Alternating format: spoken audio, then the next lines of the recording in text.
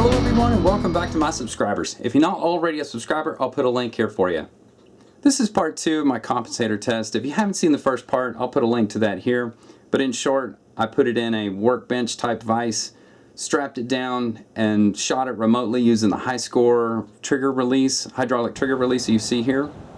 And what it did was it basically, I measured the linear movement of the gun after it fired to see how much or how well the compensators work. Now my results were somewhat inconclusive, really wasn't happy with them, so I decided to come up with another method to measure the recoil and the compensators and how they perform. This one, I suspended the rifle using bungee cords from the shade area of our shooting range, and then I set it off remotely. I wanted to remove as much human interference as I could because there's a lot of people out there testing compensators on the web and they show you them shooting it, and then there's a lot of factors I think that have to be in play versus, you know, how they hold it and, you know, their stance and whatnot. So I wanted to try to remove the human aspect from it, and so that's why I suspended it from the bungees. Now if you'd go out and do this on your own, little warning, I broke my upper. So here's the upper.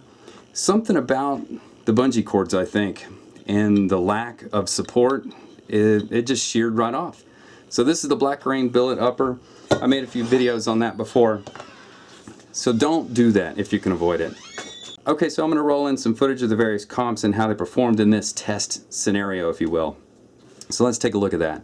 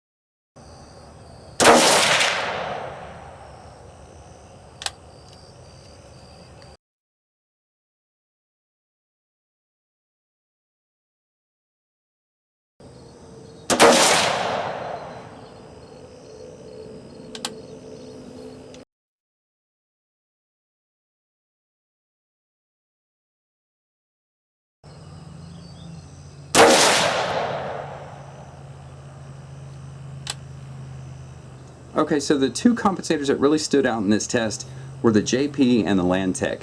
Now, if you notice here in the Landtech, or in the JP rather, there's some lateral movement. The gun seems to wiggle to the right all of a sudden, to the side to side. It's kind of, I'm not sure how to take this because that was actually the very first shot I took, and my camera mount that was watching the rifle move from behind actually moved. So I'm not sure if I had everything tightened down, maybe the bungee cord moved on the rifle or something where I had it hooked into the upper. I'm really not quite sure. This is the only one where the camera moved and the rifle jumped in that manner. However, it could be due to the JP comp having a gas port on the right hand side, so it directs a little bit of gas to the side, and that's supposed to counter the barrel twist, I believe. And the Landtech does not have that. It only has ports on the top.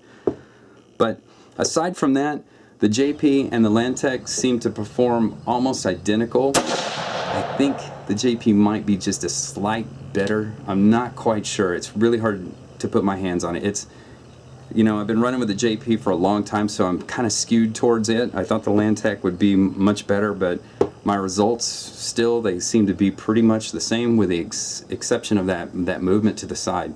So what do you think? I'd sure like to hear your opinions in the comments below. Well, thanks for watching, and please don't forget to subscribe, like, and share the video. Sweetie, are you out there? Come on in.